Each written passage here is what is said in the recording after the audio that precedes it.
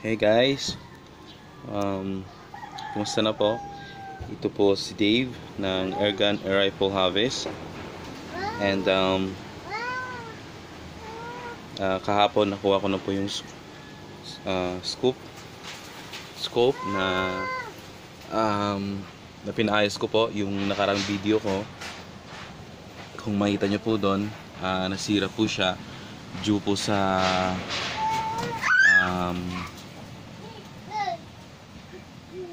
aking ang tawag doon, first time na pagbukas na ito. Yan, in-explain ko po doon kung paano ko po siya nasira. Linisan ko po sa loob and then sira po yung crosshair niya. So ngayon po hindi na po siya mel dot, kundi parang cross na lang po siya na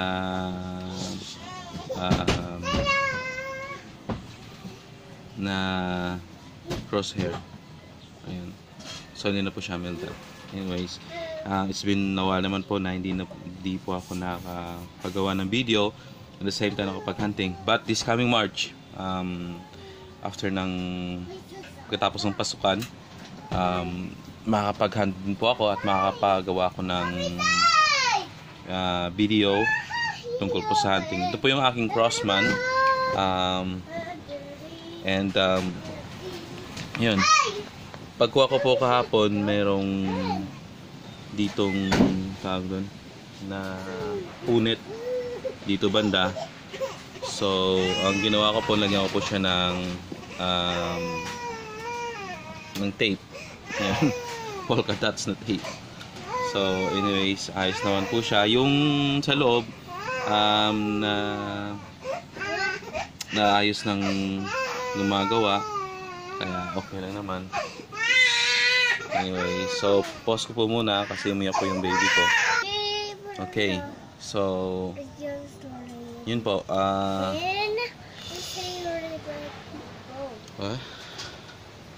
Ito yung anak ko. And ito yung silencer na pinagawa ko rin. Anyways, it's been ilang buwan ba? 2 months na pinayos ko po ito. Nahirapan po siya kasi mayroong lock sa loob. After ng lock, hindi niya makuha ito. So, yun mga ganun. Tapos wala siyang fitting. Yung medyo nagka-problema kasi hindi niya makuha yung lagay ng crosshair dito. So, ginawa niya, nilagari niya po sa loob. And tininisan. So, medyo hindi masyadong maganda. Hindi ko rin po mapakita sa inyo kasi wait. What's there? Ito po, naka-disturbo po ito. So, hindi ko po makita yung loob. Pero so far, magagamit ko na po siya. Kompleto na po siya. So, wait, David. Oh. I-video kita. Sige. Ikaw yung ma-explain tungkol sa airgun. Explain mo nga. Explain mo.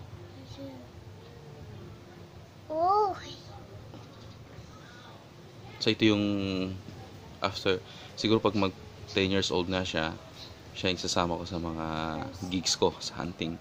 So ito yung kagandahan po sa mga hunting kasi matasama yung mga anak natin paglaki nila. Ayun. Ma-enjoy din po nila yung na-enjoy natin. Mapamamana ko po sa kanila yung ito. So ayun. Pero ito po ay for 50 meters above 75 meters. Pero pag mag-hunting po ako ng ambush, siguro sa March maggagawa ako ng video tungkol po sa pag-hunt ng ambush. Yung parang nandun lang po kayo sa loob ng ginawa yung parang yung parang maliit na tent. Pero gawa po siya sa mga dahon, ganun. Tapos maghihintay kayo doon, maglalagay kayo ng ibon na merong ang tawag doon, merong tali sa kanyang paa. Hey! And then doon nyo ilalagay sa harap ninyo and pupunta dun mga ibon doon, tapos ititirahin nyo na lang. Ang problema po kasi nasa atin, hey David, no! Oh, chickens, go! Watch out! Hindi ko po alam if English to, if Chinese yung anak ko eh. Hindi ko maintindihan yung sinasabi niya. Anyways,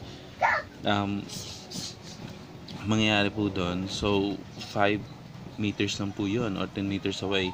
Pag itong gagamitin nyo na scope, mangyayari na magpo-blurred po siya kasi yung pinakamababa po niya nasa 20 meters, no? Ayan, makikita po ninyo 20 or 15, 20. So pwede din through adjustment. So ito yung maganda dito kasi merong iba na magsa-start sa 30, mag-blurred na po yun. Pero pag sa mga hunting na ganon, pwedeng open sight na, or either yung mga maliit na scope lang. Ganito. So yun yung bibilhin ko, and ito pang long range. Tapos sa mga short range, pwede na po tayong bumili ng mga maliit na scope na original. So yun po yung mga pwede po doon. So yun po yung mga pwede ito sa competition. Ayan, na-powerize na rin po ito.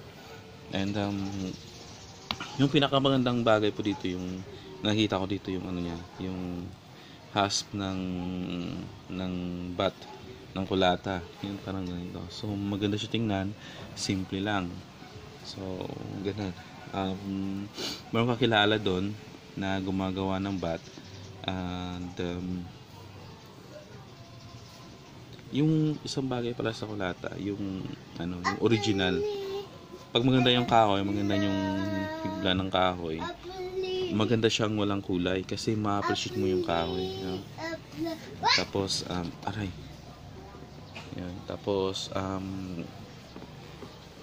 simple lang po siya, and yun. So sa darating na March, ko pa ako ng YouTube video tungkol sa hunting. For now, just want to say sa mga nanood po ng aking mga nakaraang video tungkol sa ako po yung nakasira ng scope. So yun po, once again, if you buy a second hand scope, be sure na alam niyo po yung may idea pa kayo sa mga basic ng scope, kasi minsan pag hindi natin alam, hindi tayo, then kasi nangyari, just want to review, nang nabili ko po ito, merong dumi sa loob, parang meron siyang mga alikabok sa loob. So based on nag-study ako, after na nasira, nalaman ko na pag ito hindi pa nabuksan, hindi magkakaroon ng moist at alikabok sa loob. So yung question, bakit nagkaroon ng alikabok? So yung ginawa ko, binuksan ko ito dito, and I clean up the lens here. And I thought na bago yung crosshair, mayroon pang lens. When pinasok ko yung finger ko dito kasama yung cloth, pag ginanon ko, meron akong narinig na click, parang naputol. So no. So nangyari, put it there later. What is it? So nangyari, akala ko merong crystal din dito na protect the crosshair. Hindi pala. Ito rin protect sa crosshair. Dito diretso na. So nangyari po doon na putol yung crosshair, and yun, pinayos ko.